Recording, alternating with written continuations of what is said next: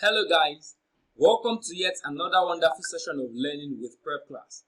My name is Tutor Olalekon Israel, your Prepclass English tutor, and I am super excited to have you join me in today's session of learning.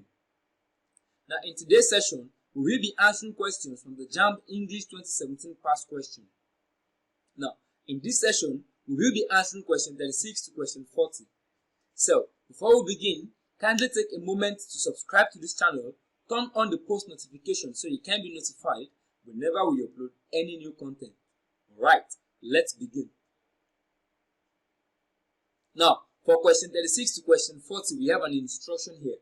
The instruction reads, in each of the questions 36 to 45, bear in mind that we are answering just question 36 to question 40. So, in each of the questions 36 to 40, choose the option nearest in meaning to the word or phrase in italics. Question 36 reads, the way he handled the whole issue is rather despicable. The way he handled the whole issue is rather despicable. So which of these options is the nearest in meaning to despicable? Option A, disturbing. Option B, likable. Option C, contemptible. Option D, frustrating. Now, the word despicable means to be hateful, to be awful, detestable, to be loathsome, to be contemptible. So the way he handled the whole issue is rather hateful, awful, detestable. Like when you look at or when you observe the way the person handled the whole issue, it oozes of hatred. So option A, disturbing, means to cause anxiety and worry. So option A, disturbing, means to cause anxiety and worry. Option B, likable, means to be done in a pleasant way. Option C, contemptible. Contemptible means to be done in a despicable way, in a loathsome way, an hateful way. So, this is the nearest meaning to despicable. Because looking at the meaning of despicable, we have contemptible. Looking at the meaning of contemptible, we have despicable. So, the nearest meaning to despicable is contemptible. It is not frustrating. Frustrating means to cause annoyance or to upset. The answer to this question is option C. The way he handled the whole issue is rather despicable. The nearest in meaning to despicable is contemptible. Right. Moving on to the next question, question 37. Remember, we had to select the option that is nearest in meaning to the word or phrase in italics. The word or phrase in bold. Question 37 reads, the rampage was organized and directed by the militant ones among the students. The rampage was organized and directed by the militant ones among the students. The word in bold and in italics here is militant. So we have to select the option that is nearest in meaning to militant. Option A, soldiers. Option B, rebellious ones. Option C, belligerent ones. Option D, command ones. So which of these is the nearest meaning to militant as used in this context? Now, the word militant as used in this context refers to an individual or group that subverts authorities in pursuit of a political or social objective. I'll go over that again. The word militant as used in this context refers to an individual or group that subverts authorities in pursuit of a political or social objective. They subvert authorities. They don't listen to authorities. They disobey authorities. So technically speaking, militants are rebels. They go against constituted authorities. Now, the answer to this question is option B, rebellious ones. To be rebellious means to be defiant, to be disobedient, showing a desire to resist authority control or convention. So, the nearest in meaning to militant here is rebellious. The rampage was organized and directed by the militant ones among the students, the rebellious ones, the ones that do not listen to authorities. Militants do not listen to authorities. Rebellious people do not listen to authorities. So, the answer is rebellious. Now, it is not belligerent because belligerent means to be hostile and aggressive, to be combative, always wanting to fight. Now, in this context, militant is extremely close to rebellious, as both words can signify a group of people who supports a particular cause and go against authority to achieve their aim. Militants will go against authority to achieve their aim. Rebellious students are going against what? The school authority to achieve their aim by organizing a rampage and directing the rampage. So the rampage was organized and directed by the militant ones among the students, the rebellious ones. So the answer to this question is option B. Right. Moving on to the next question, question 38. The boss made a clean sweep of all the old ants in the office. The boss made a clean sweep of all the old ants in the office. Remember, we had to select the word that is nearest in meaning to the word or phrase in italics and the word or phrase in bold. Now, the phrase in bold here is clean sweep. Which of the options is the nearest in meaning to clean sweep? Option A, make an adjustment. Option B, made a quick change.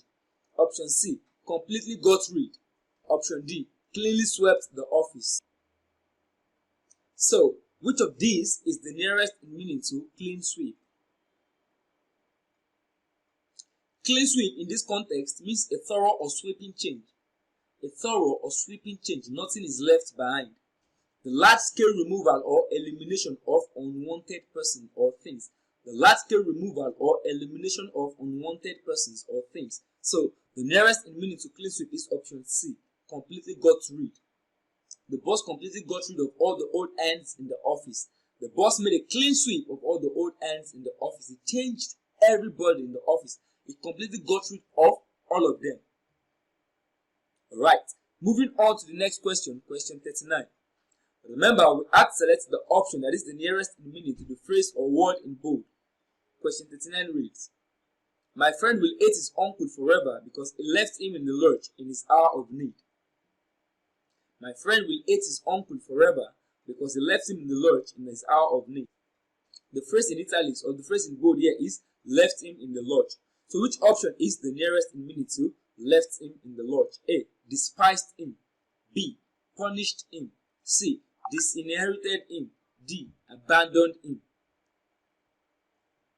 Now, what does it mean to be left in the lurch? Now, this expression means to be abandoned or deserted in difficult straits, in difficult moments. So, my friend will hate his uncle forever because he abandoned him, he deserted him in his hour of need. He left him in the lurch in his hour of need. So, the nearest in meaning to left him in the lurch is option D, abandoned him. Right, moving on to the next question, question 40. Remember, we had to select the option that is the nearest in meaning to the word or phrase in italics. Question 40 reads, as the wedding day approached, the bride began to develop a cold feet. As the wedding day approached, the bride began to develop a cold feet. The phrase in bold here is develop a cold feet. So which of these options is the nearest in meaning to develop a cold feet? Option A, fall sick. Option B, feel cold.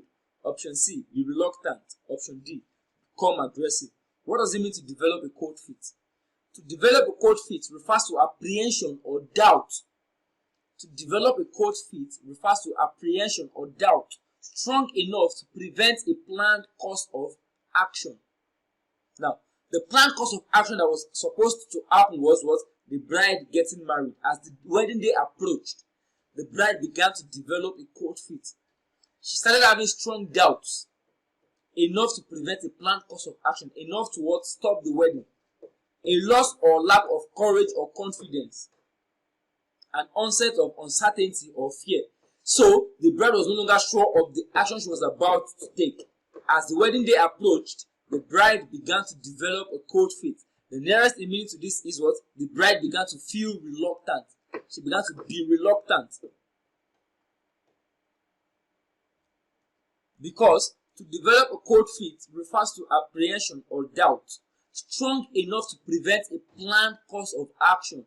A strong doubt, strong enough to prevent a planned course of action. The planned course of action was what? Getting married. But as the wedding day approached, the bride began to have what? A strong doubt. She began to develop a cold feet. So she started becoming what? Reluctant. The answer is option C. Alright. And with that, we've come to the end of this wonderful session. Please do not forget to subscribe to this channel. If you enjoyed this video, click on the like button. Do not forget to drop your questions in the comment section. Also share this content with your friends and loved ones. Thank you for your time. Enjoy the rest of the day.